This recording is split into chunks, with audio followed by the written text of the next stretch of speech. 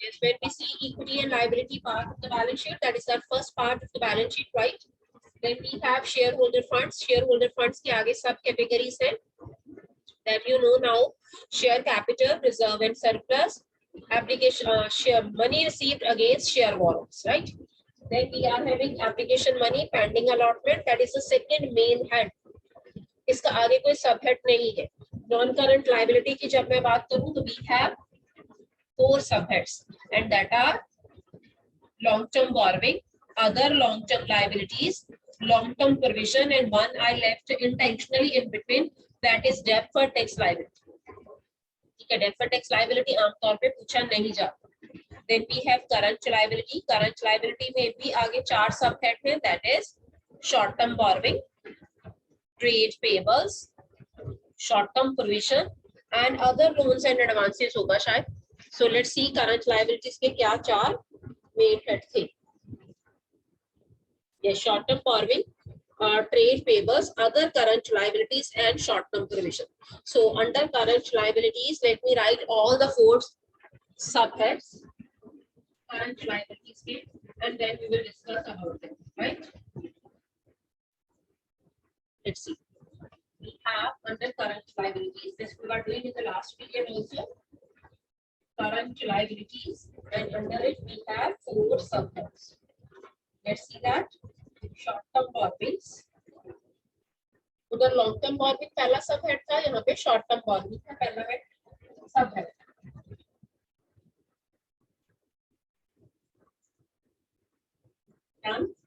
Then we have trade payables, वहां पे deferred tax liability. Then we have other current liabilities, वहां पे other long term liabilities था, and thereby fourth one was long term provision, यहाँ पे short term. अब सबके आगे सब हेड देखो, ये मेन हेड है, ये इनके सब हेड है. अब इनके नीचे सब हेड क्या क्या है, मतलब इनकी कैटेगरीज में क्या क्या आएगा. Short term provision. चलिए जी, शॉर्ट टर्म बॉर्विंग में देखें. शॉर्ट टर्म बॉर्विंग का मैं आपको करवा भी रही थी सुबह फर्स्ट पीरियड में. शॉर्ट टर्म बॉर्विंग में सबसे पहले क्या है, लोन रीपेबल ऑन डिमांड. एक ऐसा लोन जो आपकी कंपनी ने लिया है, जो जब अगली पार्टी वापस मांगेगी आपको उसी टाइम उसे वापस करना पड़ेगा, इसे बोलते हैं loan repayable on demand. Then bank overdraft, ये मैं सुबह डिस्कस कर रही थी. Bank overdraft is your short term borrowing. तो आपसे अगर पूछा जाएगा बैंक ओवरड्राफ्ट का मेन हेड कौन सा है, मेन हेड करंट लायबिलिटी है, आगे सब हेड शॉर्ट टर्म बॉर्विंग है. आगे चलते हैं. लोन फ्रॉम अदर पार्टीज, जो आपने 12 महीने के बीच बीच क्या करना होता है, वापस करना होता है. देन डिपॉजिट्स, आपने वहां पे पब्लिक डिपॉजिट्स था लॉन्ग टर्म बॉर्विंग में. यहाँ पे क्या है, अगर आपने डिपॉजिट किसी से लिया और 12 महीने के बीच बीच अगर आप वापस कर रहे हैं तो वो आपका शॉर्ट टर्म बॉर्विंग में आएगा. Other loans and advances if you have taken that are repayable within a period of 12 months, that is also to be entered here. Then trade payables. Trade payables की definition वैसे हमें पता है, it comprises your second पे आ गई मैं, it comprises your creditors as well as BP, as well as your bills payable. How he has defined it, let's see, because he has picked the new definition under the Amendment Act of Companies, that is 2013. What he has written here is defined as the amount payable against purchase of goods and services taken in the normal course of business, and it includes the very definition and very नई definition भी, and it includes both the creditors and bills payable. So a liability on account of a transaction which is not the normal business of the company is not shown as trade payable. In the normal course of business, if you bought the goods on credit, then only it is to be taken as trade payable. Right? अगर आपने सामान आगे बेचने के लिए घर पे खरीदा है तो वो ट्रेड पेबल होंगे. लेकिन अगर कोई एबनॉर्मल एक्टिविटी है जो आपके बिजनेस की एक्टिविटी नहीं है, वो ट्रेड पेबल में नहीं आएगा. एग्जांपल देखो, इसने बड़ी अच्छी दी है. A trading company sell its fixed assets through an agent. Agent के थ्रू आपने अपने कोई पुराने एसेट बेचे हैं. The agent is to be paid, उसे 10,000 फी पे करनी है. ये जो 10,000 है will be shown as other current liability as not the trade payable. तो जो भी उनको उसको फी पे करने वाली है वो आपका क्रेडिटर नहीं बनेगा. ठीक है, वो आपकी कहाँ पे आएगा, अदर करंट लायबिलिटी में आएगा. So now come at other current liability. Other current liability के 10-12.7. Each and every point I will be explaining to you first. ये भी पॉइंट क्या होता है, I am at page number 1.23. Book refer करना बहुत जरूरी है so that you can put tick mark, आपको पता चल जाए ये मैम ने क्लास में डिस्कस किया था and it is a part of syllabus. First, current maturity of long term debt. तब भी मैंने एग्जांपल दी थी. फॉर एग्जांपल आपके पास 10 लाख के डिबेंचर है, इसमें 2 लाख के डिबेंचर 12 महीनों में ही क्या हो जाने हैं, मैच्योर हो जाने हैं और बाकियों की लाइफ 5 साल है. टोटल अगर 10 लाख के डिबेंचर है उसमें से 2 लाख के अगर 12 महीने में मैच्योर होने वाले हैं तो उसे बोलेंगे current maturity of long term debt. So current maturity of long term debt is a part of your other current liability. अगर कोई आपसे पूछे इसका मेन हेड क्या है, करंट लायबिलिटी, और सब हेड क्या है, other current liability. Those debentures which are going to be matured for example within a period of 6 months after the preparation of balance sheet, so that we will be calling current maturity of long term debts. Then we have, yes, अगला भी point ध्यान से सुनना, interest accrued but not due. Interest accrued but not due, दो words हैं, दोनों का meaning सुनना पड़ेगा. फिर मैं रिपीट करती हूँ सेंटेंस की, इसकी एक्सप्लेनेशन आपके सिलेबस में नहीं है लेकिन आपको वर्डिंग पता होनी चाहिए. Interest accrued but not due. For example आपके लोन के ऊपर इंटरेस्ट एक तो आप पे करते हैं सितंबर में और एक आप पे करते हैं 31 मार्च, 6 महीने की गैप. ठीक है. For example you took loan on 1 दिसंबर. आपने लोन 1 दिसंबर को लिया. ठीक है. और अकाउंट्स क्लोज होने हैं 31 मार्च को. जो 31 मार्च को इंटरेस्ट आप पे करेंगे वो तो हो गया ड्यू. और कितनी देर का जरा देखना, कितने महीने का होगा, दिसंबर, जनवरी, फरवरी, मार्च, 4 महीने, 4 मंथ्स का इंटरेस्ट आप पे कर दोगे. फॉर एग्जांपल अगर आपने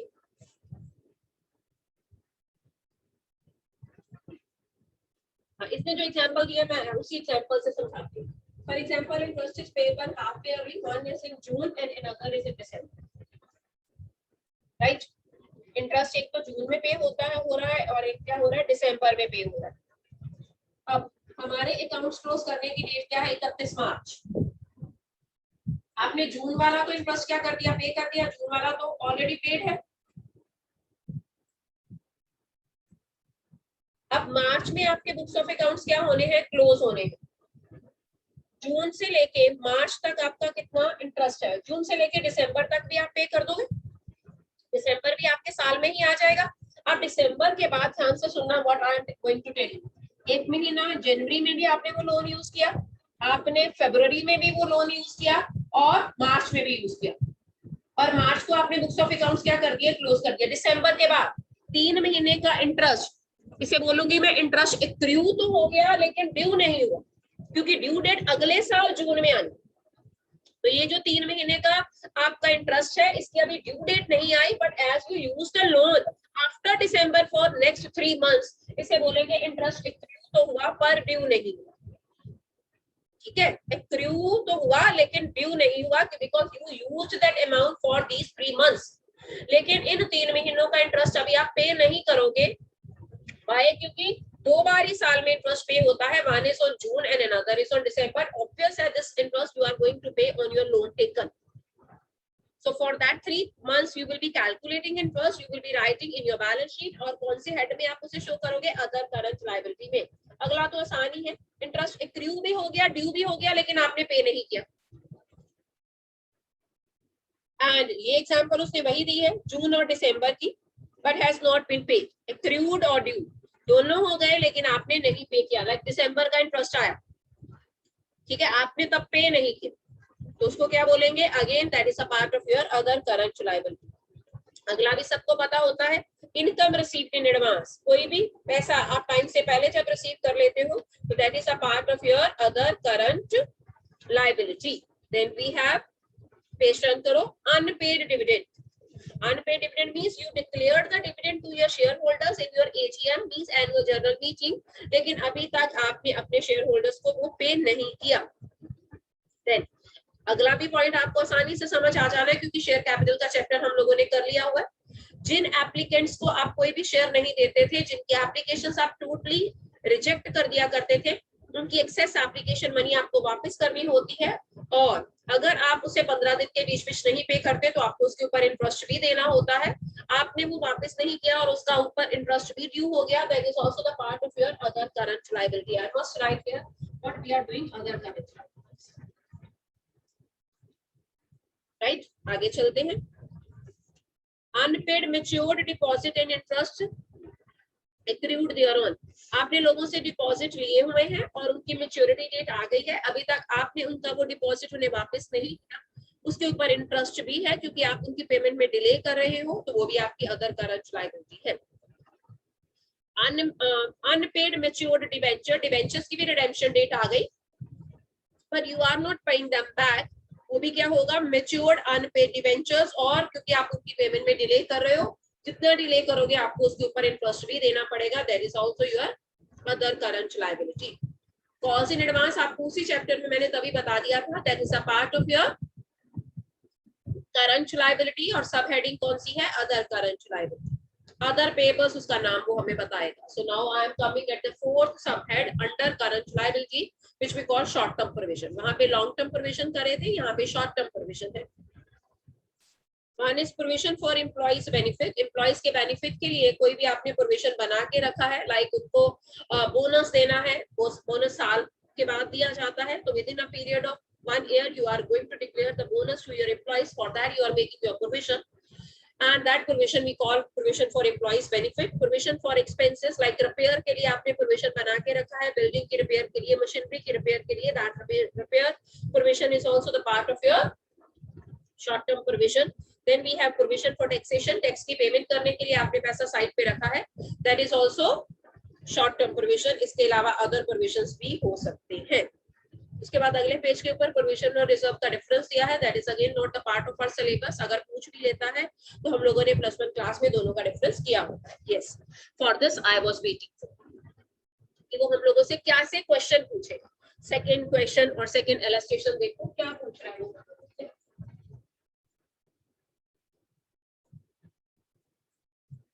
लायबिलिटी पार्ट के बारे में अब हम लोगों से क्वेश्चन पूछेंगे. ठीक है, इसके क्वेश्चन डिस्कस करने के बाद we will discuss the asset part of our balance sheet.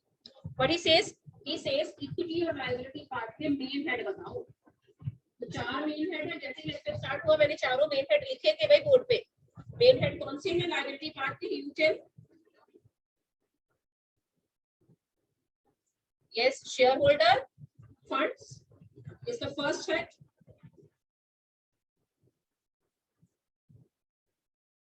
इसके आगे 3 सब हेड थे. Then we have application money receipt pending allotment. Application money receipt and pending. This is receipt, pending allotment. And third we have matching non-current liabilities. This is non-current liabilities, the third head. Then we have last but not the least fourth head is current liability. देखो ये चारों sequence में लिखे हैं ना उसके answer में. So this you need to learn, right? और आसानी से ये याद हो जाता है. आगे क्या पूछ रहे हैं? Name the subhead under non-current liability. If you remember, ये सारा कुछ रिटेनिंग का है भाई. You need to learn. ठीक है, और इतनी प्रैक्टिस आपको करनी है कि धीरे धीरे सब कुछ आपके टिप्स पे हो जाए. नॉन करंट लायबिलिटी के आगे 4 सब हेड थे. सबसे पहले है long term borrowing. Then we have deferred tax liability. Then we have other long term liabilities.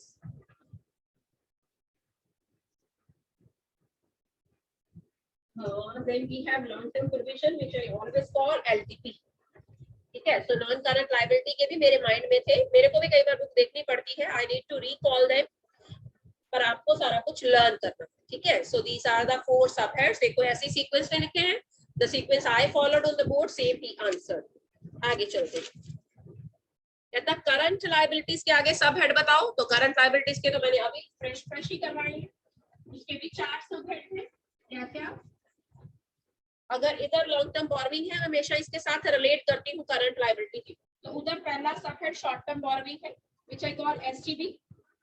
वहां पे डेफर्ड टैक्स लायबिलिटी नहीं होता, वहां पे सेकंड नंबर पे होता TP, trade payable, then other current liabilities, और इधर लॉन्ग टर्म प्रोविजन है तो उधर एसटीपी है, that is short term provision.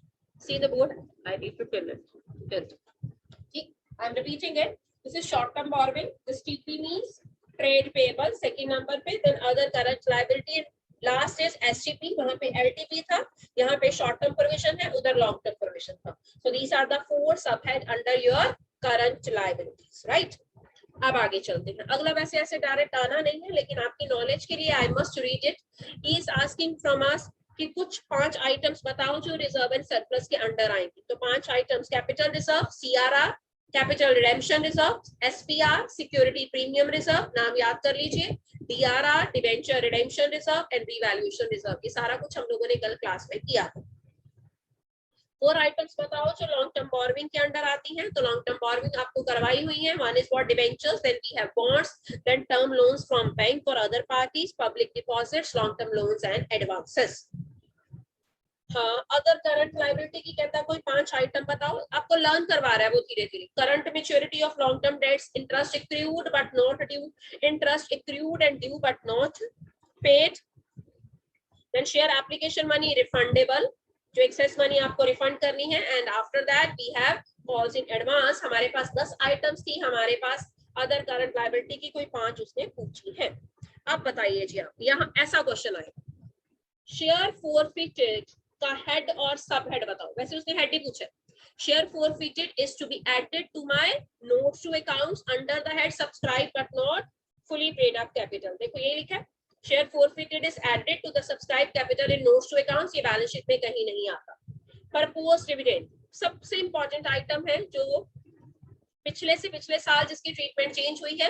Earlier it used to be the part of short term provision, but nowadays it is not to be shown anywhere with in the balance sheet, it is always to be given as a footnote after the balance sheet. Balance sheet के बाद additional information की form में इसे footnote की form में show किया जाता है। So it is a contingent liability, it is to be shown in notes to accounts, nowhere in the balance sheet. Balance sheet में इसकी कहीं पे स्पेस नहीं है।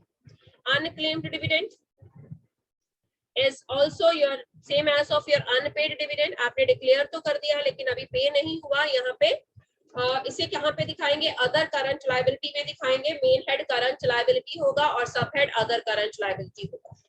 Then arrears of fixed cumulative dividend, कुछ प्रेफरेंशियल्स ऐसे होते हैं जो क्यूमुलेटिव होते हैं, जिनका डिविडेंड अगर किसी एक साल में कंपनी पे नहीं करती तो इकट्ठा होता जाता है, अगले साल में जब कंपनी को प्रॉफिट होगा तो इकट्ठा डिविडेंड कंपनी पे करती है।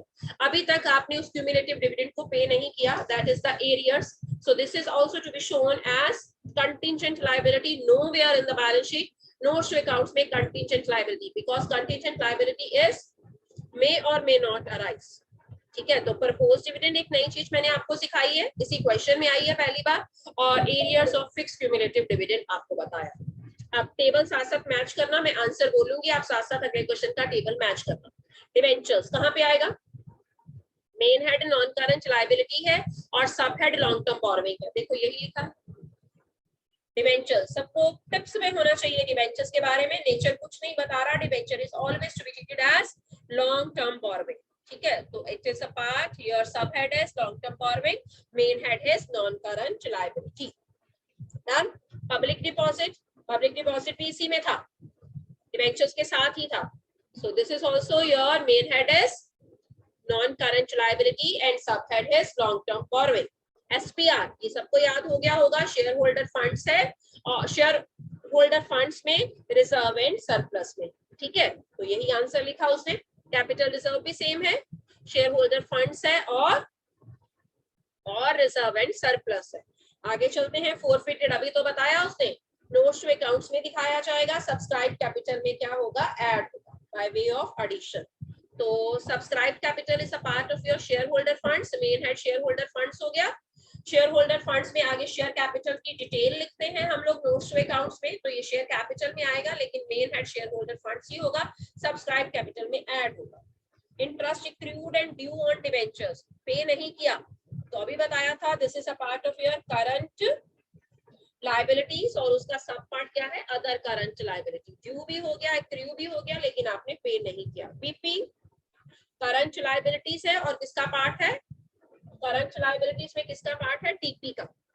क्रेडिटर्स आ जाए तो वो भी करंट लायबिलिटी है और टीपी का पार्ट है। टीपी इज सब head and main head is what, current liability.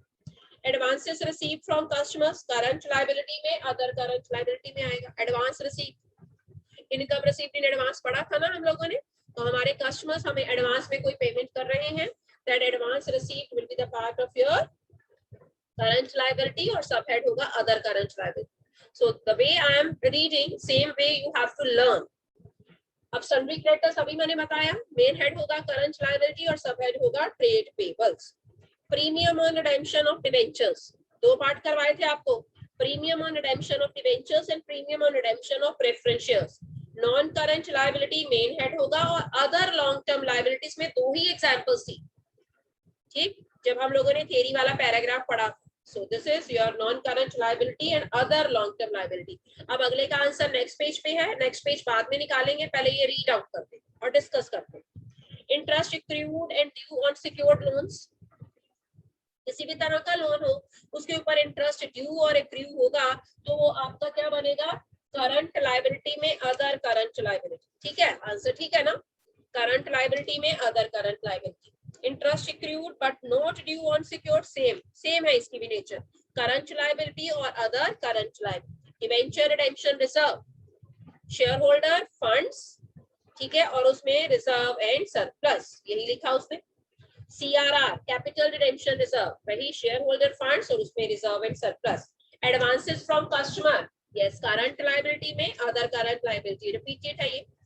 EPF current liability में अदर करंट लायबिलिटी। ईपीएफ जो आपने पे करना है आने वाले 12 महीनों में बैलेंस शीट बनाने के बाद, दैट इज अगेन ये बुक में नहीं था, so this you have to learn. यहाँ पे स्टार बना लीजिए, ये क्वेश्चन में पहली बार आया। अगला देखो ट्रेड पेबल, बस एसेट पार्ट आ गया अभी हमारा। ट्रेड पेबल ये लिखा हुआ मैंने, करंट लायबिलिटी में इसका कोई सब हेड तो नहीं होगा, ये अपने आप में सब हेड है ना, तो इसका एज सच कोई सब हेड नहीं है, करंट लायबिलिटी है और अपना ही इसका सब हेड है। Then he is talking about provision for tax, current liability main head होगा, शॉर्ट टर्म प्रोविजन इसका सब हेड होगा। देन सरप्लस, मैंने कल भी बताया था, रिजर्व एंड सरप्लस में दो चीजें आती हैं, अगर प्रॉफिट है तो आपने विदाउट ब्रैकेट लिखना है, मींस वो पॉजिटिव है रिजल्ट, अगर नेगेटिव है मींस लॉस है तो आपने ब्रैकेट में वो फिगर लिखनी होती है। So once he is talking about surplus, that is P&L debit balance, means वो लॉस है, तो रिजर्व एंड सरप्लस में आपने डिडक्ट करना है नोट्स टू अकाउंट्स में। शेयर होल्डर फंड्स है और reserve and surplus, we have to manage with this.